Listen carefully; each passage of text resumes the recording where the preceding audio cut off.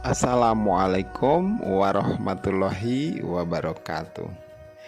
Perkenalkan, saya Asep Ramdhani, CGP Angkatan 7 dari SD Negeri 182 Perumnas Cijerah, Kota Bandung. Izinkan saya memaparkan koneksi antara materi, kesimpulan, dan refleksi modul 1.1 dengan fasilitator Ibu Rina Marlina, SPD MPD, dan pengajar praktik Ibu Eva Latifah, SPD. Pada kesempatan ini, izinkan saya memaparkan koneksi antar materi, kesimpulan, dan refleksi pengetahuan dan pengalaman baru yang dipelajari dari pemikiran Ki Hajar Dewantara.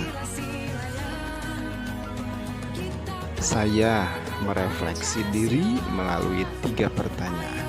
Pertama, apa yang saya percaya tentang murid dan pembelajaran di kelas sebelum saya mempelajari modul 1.1. Yang kedua, apa yang berubah dari pemikiran atau perilaku saya setelah mempelajari modul ini. Yang ketiga, apa yang dapat segera saya terapkan lebih baik agar kelas saya mencerminkan pemikiran Ki Hajar Dewantara.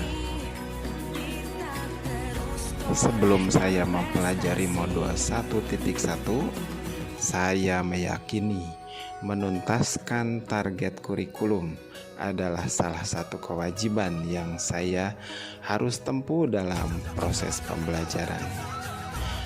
Kemudian melalui ketuntasan kriteria minimum sebagai batasan capaian murid yang saya terapkan, murid saya perlakukan sama untuk mencapai KKM yang saya terapkan. Kemudian setiap materi pelajaran yang saya berikan tanpa mengkonfirmasi, tanpa adanya komitmen pembelajaran, apakah murid suka atau tidak. Kemudian saya beranggapan murid adalah seperti gelas kosong. Saya mau isi apa saja, gelas itu sesuai keinginan saya, tanpa melihat apakah anak itu membutuhkannya atau tidak. Dan saya menyadari selalu mendominasi di ruangan kelas.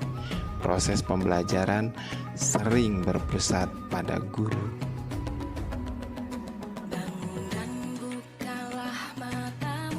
Setelah saya mempelajari modul 1.1, pikiran dan perilaku saya berubah. Saya menyadari bahwa pendidikan sebagai tuntunan dalam hidup tumbuhnya anak-anak dan menuntun segala kodrat, baik kodrat alam maupun kodrat zaman yang ada pada anak-anak, agar mereka dapat mencapai keselamatan dan kebahagiaan yang setinggi-tingginya, baik sebagai manusia maupun sebagai anggota masyarakat.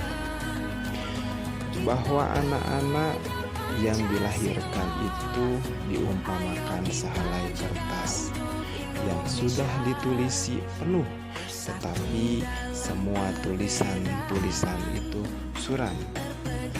Pendidikan itu berkewajiban dan berkuasa menebalkan segala tulisan yang suram dan yang berisi baik agar kelak nampak sebagai budi pekerti yang baik. Segala tulisan yang mengandung arti jahat hendaknya dibiarkan agar jangan sampai menjadi tebal, bahkan makin suram. Saya menyadari bahwa saya harus memandang anak dengan rasa hormat, pendidikan, pendidik, dan semua yang dilakukan dalam pendidikan harus berorientasi kepada murid.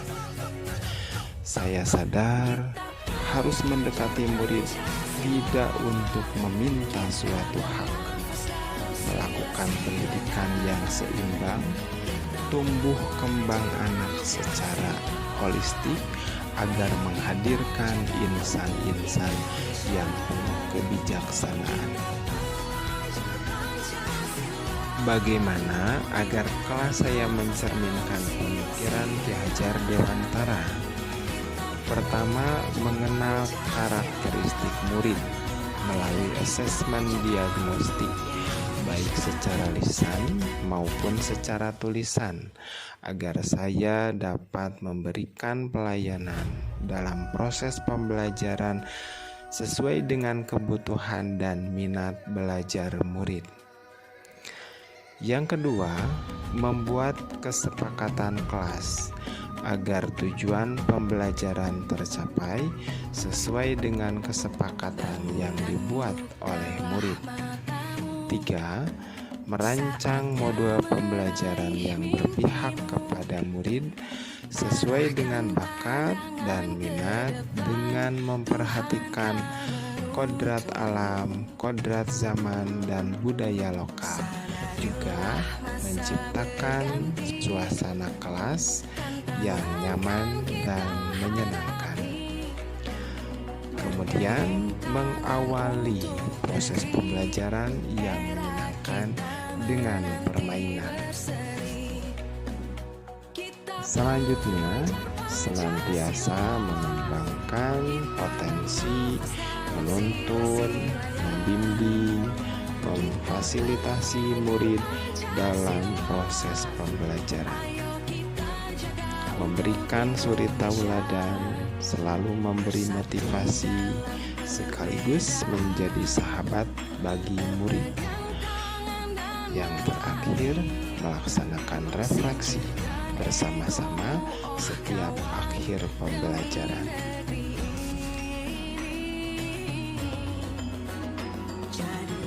Kesimpulan, pendidikan itu suatu tuntunan, menuntun segala kodrat, baik kodrat alam maupun kodrat zaman yang ada pada anak-anak. Pendidik berkewajiban dan berkuasa mengembalkan sesuai budaya daerahnya.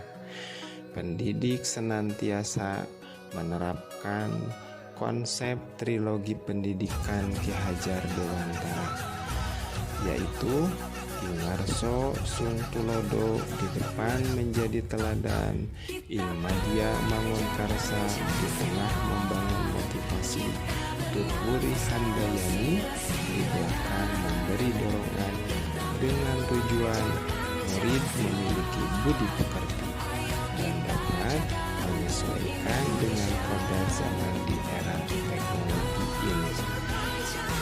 Jika pendidikan dilakukan seimbang, tumbuh kembang anak secara holistik akan menghadirkan insan-insan yang penuh kebijaksanaan.